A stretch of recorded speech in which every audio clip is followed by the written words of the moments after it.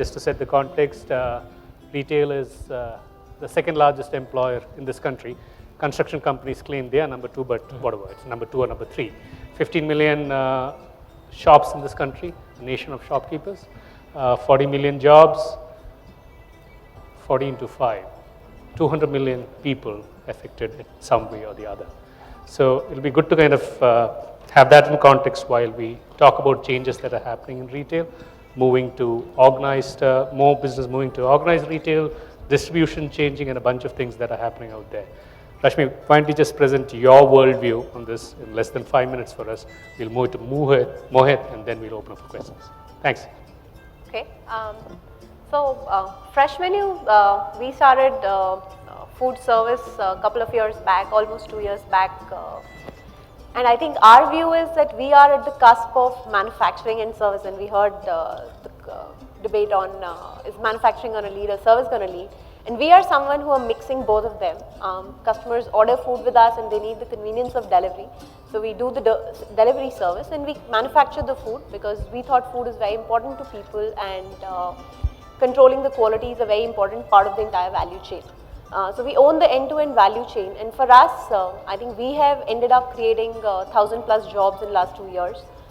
So we see ourselves as someone who would need people on the ground, and we have been employing people. I think something that we think about is these are more bottom of the pyramid jobs, people who would work on the ground level every day, and those jobs are here to stay. The same people were either working at some other place or, for example, in our cooking staff, a lot of these people come from villages continuously in search of jobs. They're not skilled, and what we undertake is on-the-job training. So we would hire them for the lowest value chain of the job and train him. And I have seen in the last couple of years, some of them have moved up, learned, picked up skills and moved on. A couple of people who joined as, let's say, a shift manager or a unit manager, and it's very similar to a retail job, would come and in 1 year he has shown skills or ownership to move to a higher level position. But this is what it goes on in our space, and we see that those jobs are here to stay for the kind of service we want to offer. So delivery jobs are here to stay, or in terms of food manufacturing, those jobs are here to stay. I think managerial layer of jobs is something that you could debate, and that we see we do a much better job than a physical restaurant chain. Use of technology, use of enabled services. The number of people who we are managing the current size of business, I think the same number of managers would suffice for even 3 times more size of the business. And that's what is currently happening. What about unorganized retail impact there? I mean, don't you see the Flipkarts and the Amazons eating away business from the Kirana stores?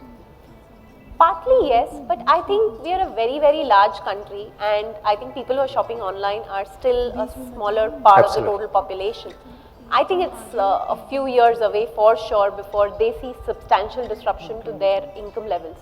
And I think they're very, very smart. They are the micro entrepreneurs in this country, and they would make sure they find ways of customer relationships, and those opportunities they'll still service. Right, and utilizing platforms like Nandan kind of talked about, right? Food tech as a sector, would you have a number anywhere in terms of number of jobs created? Is there a number? I don't know. I know it's difficult. I think we're still very nascent. Food industry per se is quite unorganized. Of course. So we're not even on a percentage share number. Of course. Mohit, your worldview. Sure. So I'll start with a macro view of, if you talk about retail and what we spoke in the last 2 panel discussions on how automation and technology is going to impact the overall job creation. If you look at retail, it's a boom for retail in my view, because automation, innovation and use of technology is going to create more efficiency, which increases productivity, which will lead to a boom in consumption. So what we see is that actually the market overall is going to, actually the consumption is going to grow. Retail is expected to grow from 600 million to 1 trillion in the next 4 years. So overall, 12 to 13% growth year on year, more than the GDP growth, right? So as a sector, it's good. Automation and use of technology to create efficiency has always been good for retail or any service industry. And as costs become lower, as manufacturing become more automated, the productivity on agriculture improves, right?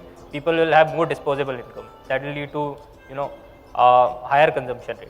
So retail as a sector will overall benefit out of this. There's no doubt about it in terms of consumption. Now, how automation helps is that I don't see that why growing online and organized sector is going to impact the overall retail industry employment on a whole, right? What's happening with online and organized retail is that supply chain is becoming more and more efficient.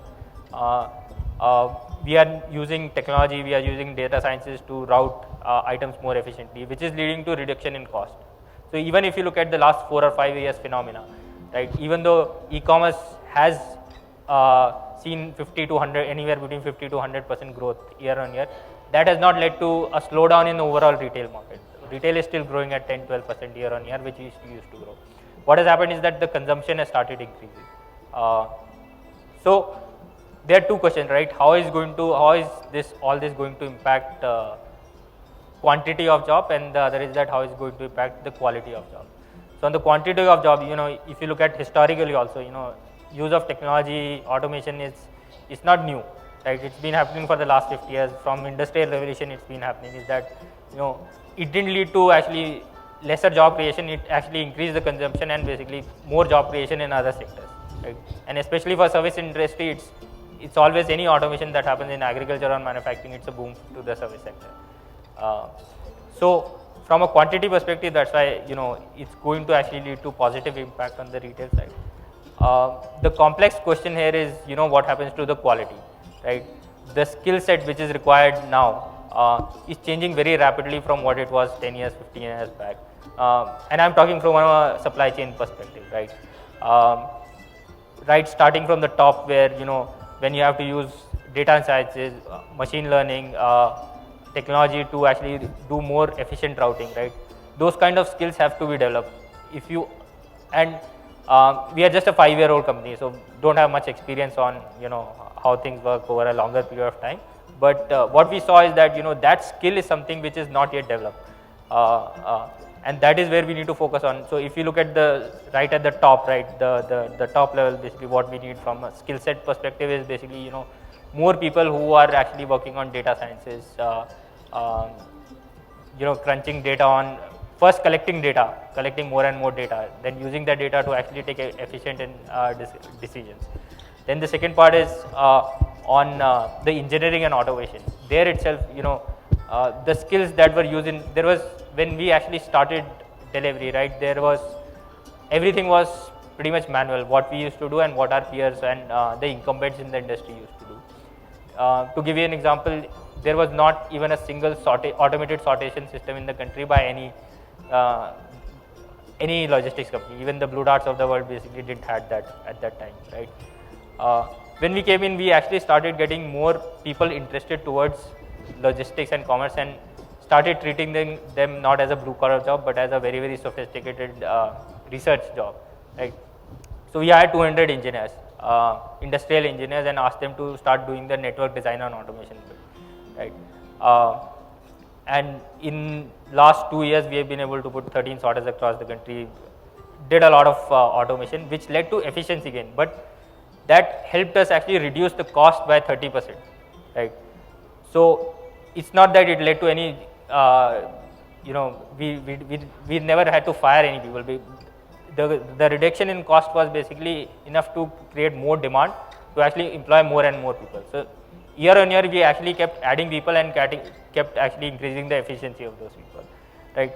So developing skills on engineering, network design, etc., that's something which is very important, and that's where a lot of thing has to be done. If you look at the white collar job, so say, on reskilling people, right? Helping them basically create new skills which are going to actually lead to this technology revolution basically over a period of time. Then when we talk about the bottom of the pyramid, basically the delivery boys, how does that now all the automation that we did, right? The guy who was delivering 25 shipments a day, we've been able to bring it up to 45. Now what happens is that the guy who was earning 15,000 rupees a month is now able to earn 25,000 rupees a month, right? So it's actually creating, improving the quality of jobs at the bottom of the pyramid. It's not always about the numbers, but it's about quality. Now, when that guy is actually earning more, he is actually spending more, and when he spends more, basically, we get more demand, and we are able to create more and more jobs. So overall, what we see is that we have to focus really on, creating the right skill set for people. We should not be afraid of basically technology or innovation or automation, destroying jobs. It's actually going to create more and more venues for people to actually contribute in a more efficient way to the economy. With how many people in your company? Around 15,000. Including delivery boys? Yes. You have a market share of about 25% in the market. 20, 21%. 25%? Yeah. Okay, so is it fair to think 15 into 5 is the kind of number for e-logistics companies? Yeah, around 75,000? 100,000 people. 100,000 people are employed. You guys are more efficient, is what you're saying. We do. There are other parts of the business. For example, if you look at a Flipkart, they'll have also people on the warehousing side, etc. Correct. Right. So 100,000 I would say is the direct sort of employment on the logistics side, end-to-end logistics for e-commerce. And of course, associated with that, there are then basically merchants who are selling on marketplaces, etc., which further create actually more and more employment. So if you look at overall e-commerce as an employment generator, then the number will be actually much higher than this. Okay, if you were to have this conversation, 10 years from now, what do you think? Would there be more jobs in retail sector in India? Or Definitely, no doubt. No Yeah? doubt about it. Rashmi? Yeah, there'll be more jobs. We'll all be consuming way more. No, I can see that narrative very clearly. We'll all consume more. So $600 billion to $1 trillion is very, very clear. No question about it. But does that necessarily create jobs? That's the missing link. At least it's kind of fuzzy out there. We are not clear about it, kind of thing. See, it's not just how the retail industry or automation within retail will. The answer is not basically will be by that, right? Course. It depends on how much actually manufacturing will get automated, how the prices will go down, right, of commodities. What e-commerce has been able to do is that actually it actually immediately helped boost the consumption, right, by creating discovery so easy, right. Now things that you wanted to buy but you were never able to find it in Sure. The 3 kilometer, 4 kilometer radius, or when you go to a mall, right. If I have to buy a speaker set, right, I have to go to a mall where I may get 20, 30, at best 100 options. But now I can actually go look at it and basically I can discover 5,000 options in one go, right?